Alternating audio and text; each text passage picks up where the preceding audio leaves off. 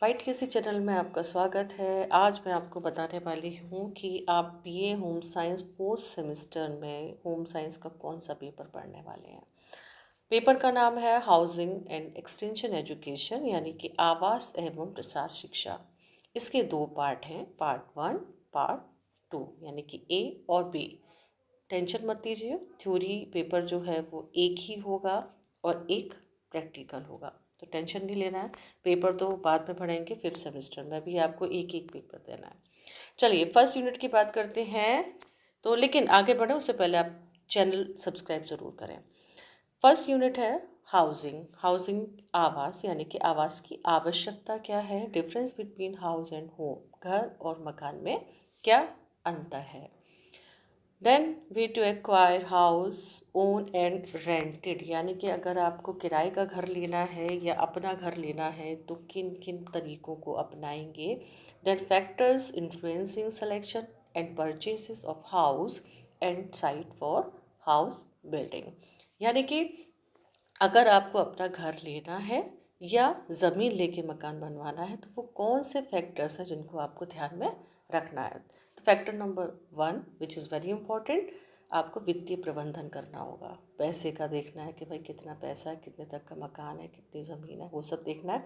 फिर रहन सहन का स्तर क्या है, घर के सदस्यों की संख्या कितनी है, और व्यक्ति का व्यवसाय क्या है। अगर आप डॉक्टर हैं, मान लीजिए कि आप डॉक्टर हैं और आपका मन कर रहा है कि मेरा हॉस्पिटल हो, मेरा अपना घर हो, दोनों चीज़ें एक ही जगह पर हों, तो हम इस बात को भी ध्यान में रखेंगे। घर के सदस्यों का स्वभाव कैसा है। कुछ लोगों का नेचर होता ना कि आए दिन पार्टीज़ करना, तो वो भी हमें देखना है कि एक हमारे पास जो भी हम घर लें या बनवाएं उसमें एक बड़ा सा हॉल निकल आए जहाँ एक साथ में सारे लोग इकट्ठे हो सकें।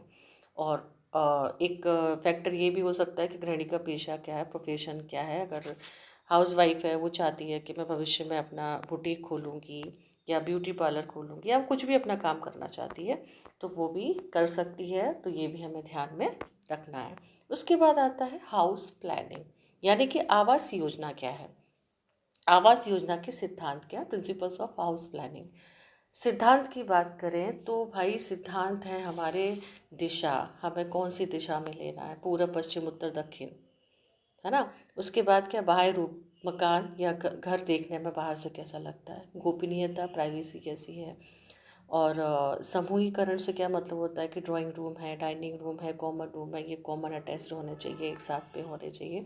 उसके बाद में है आपका वेंटिलेशन, सैनिटेशन, मितव्ययता, मतलब इन सब बातों को हम ध्यान में रखेंगे। ये सारी चीज़ें हम आती है प्रिंसिपल्स ऑफ हाउस प्लानिंग में।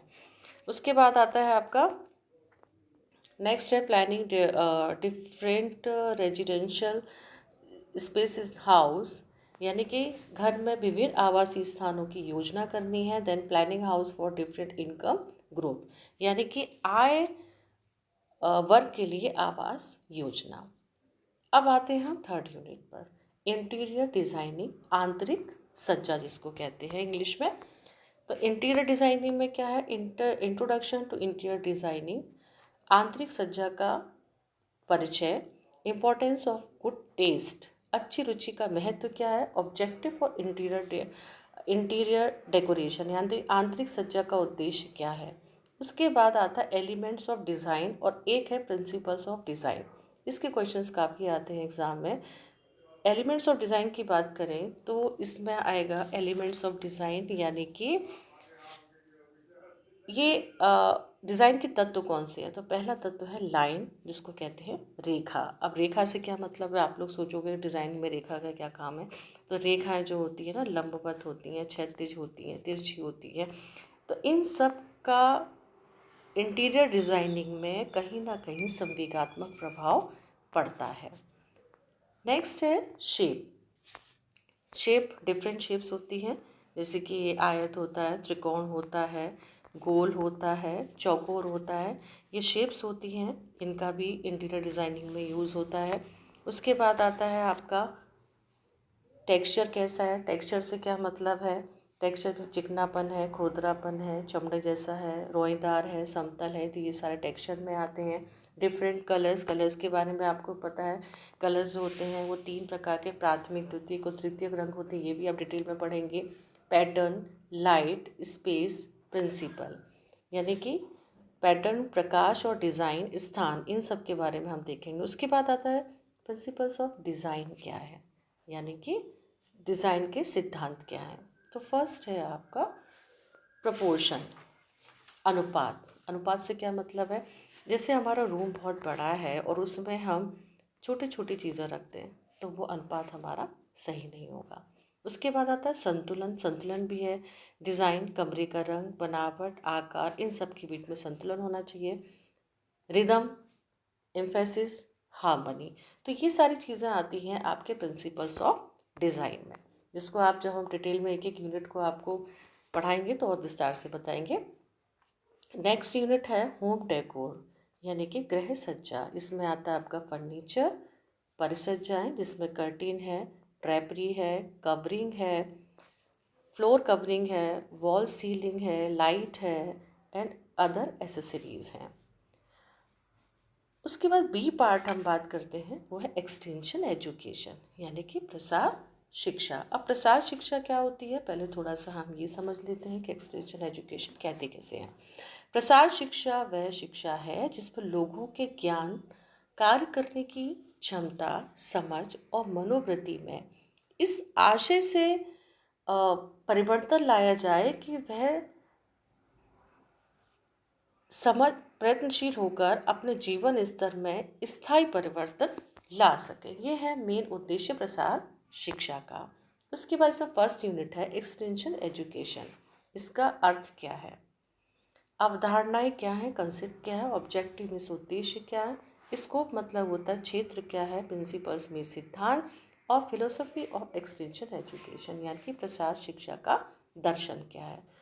देन आगे है early extension efforts in India, यानी कि भारत में प्रारंभिक प्रसार के प्रयास क्या रहे हैं उनके बारे में बताया है। Then formal and non formal education.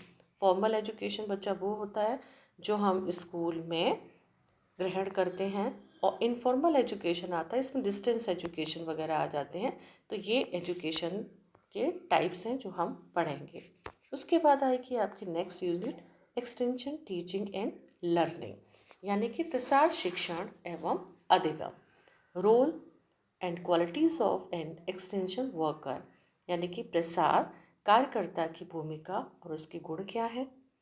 Step in extension teaching process, प्रसार शिक्षण प्रक्रिया के चरण कौन कौन से हैं। Criteria for effective teaching and learning, प्रभावी शिक्षण अधिगम के मानदंड क्या हैं।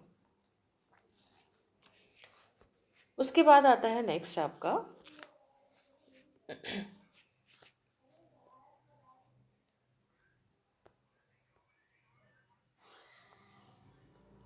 नेक्स्ट यूनिट है communication teach and extension teaching method. इसमें हम पढ़ेंगे डेफिनेशन क्या है, परिभाषा, महत्व, करेक्टरिस्टिक्स, विशेषताएं क्या हैं, elements, models and challenging in communication. Second last unit है एक्सटेंशन टीचिंग मेथड्स, प्रसार शिक्षण की विधियां कौन कौन सी हैं, classification, factors guiding the selection and use of extension teaching method, यानी कि प्रसार शिक्षण की विधियां, उनका चयन, प्रयोग और मार्गदर्शक करने वाले कारक कौन कौन से हैं।